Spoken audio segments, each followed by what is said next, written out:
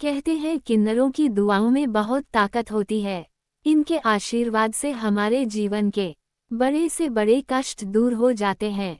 घर में कोई भी मंगल कार्य हो, इनका आना शुभ माना जाता है। इन्हीं किन्नरों से जुड़ी कुछ ऐसी दिलचस्प बातें हैं जिन्हें जानकर आप बेहद हैरान रह जाएंगे। इनसे जुड़ी कई बातें सुनने को तो जरूर मिलती है, लेकिन उनके पीछे की वजह लोगों को पता नहीं होती। तो आइए जानते हैं किन्नरों के बारे में चौंकाने वाले कुछ रहस्य। विवाह कैसे करते हैं किन्नर?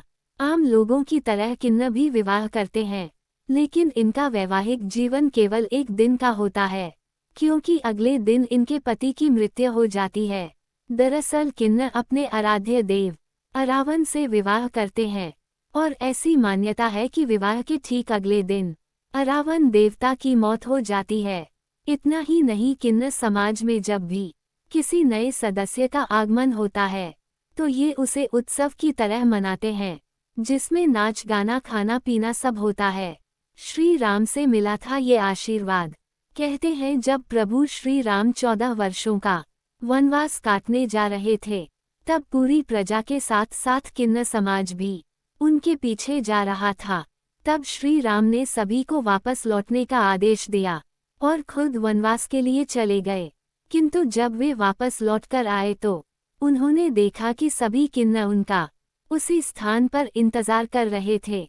दरअसल वे लौटकर वापस गए ही नहीं थे, बल्कि पूरे 14 सालों तक वहीं पर भगवान की वापसी की प्रतीक्षा कर रहे थे। तब किन्नरों से प्रसन्न होकर श्री राम ने उन्हें वरदान दिया था कि उनका आशीर्वाद कभी खाली नहीं जाएगा।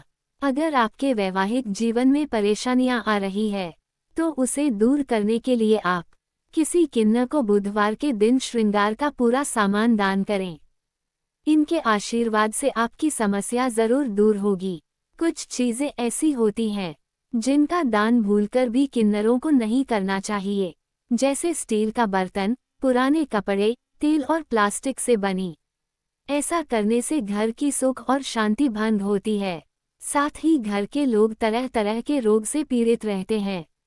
जब भी किसी किन्नर की मृत्यु होती है तो उसका अंतिम संस्कार आधी रात को अंधेरे में किया जाता है, ताकि कोई उसे देख न ले। ऐसी मान्यता है कि मृत किन्नर को देख लेने से वह अगले जन्म में भी किन्नर ही पैदा होता है। इतना ही नहीं, किन्नरों को जलाया नहीं बल्कि दफनाया जाता है, और दफनाने से पहले इन्हें चप्पलों से मारा जाता है। कहते हैं ऐसा करने से उनके इस जन्म के पाप मिट जाते हैं। किन्नरों के गुरु भी पैदाइश किन्नर ही होते हैं।